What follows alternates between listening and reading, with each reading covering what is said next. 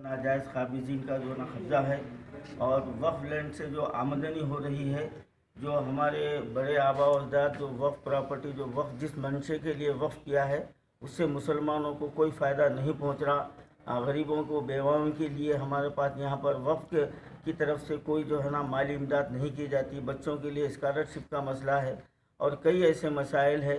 अगर वक्फ ज़मीनों पर गरीबों को जो है ना मकान बनाने के लिए दिए तो हर गरीब को जो है ना मकान जो है ना फराहम हो सकता है और उस पैसे से जो है ना बच्चों की तालीम और तरबियत हो सकती है।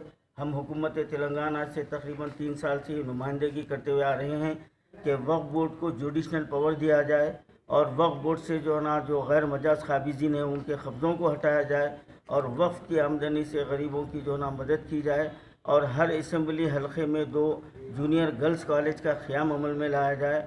उर्दू को दूसरी सरकारी ज़बान यहाँ पर करार दिया गया, लेकिन दफातर में, बसों में, ट्रेन में यहाँ पर जो है ना उर्दू का बिल्कुल रिवाज तकरीबन ख़त्म होता जा रहा है।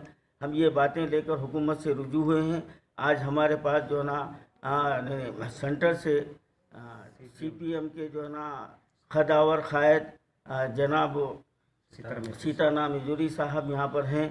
हम यहाँ पर दफ्तर में आए हैं क्योंकि आपका जो है ना बहुत असर चलता है और आपका अगर हमारे साथ ताउन रहा इस मामले में, आप अगर हमारी मदद करें तो ये मुसलमानों का बहुत बड़ा मसला हल हो जाएगा।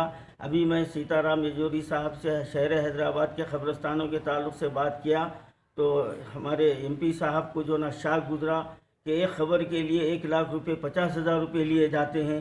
तो मैं ये तमाम बातें जो है ना यहाँ पर जो गुजर रही है तमाम मुसलमानों की तरफ से मैं ये नुमाइंदगी करने के लिए यहाँ पर सूफ़ी उलमा कौंसिल की जानिब से आए हैं। मैं MP साहब से गुजारिश करता हूँ कि आप हमारे इस देरीना मसाइल और चुभते हुए मसाइल पर आप हमारी मदद करें।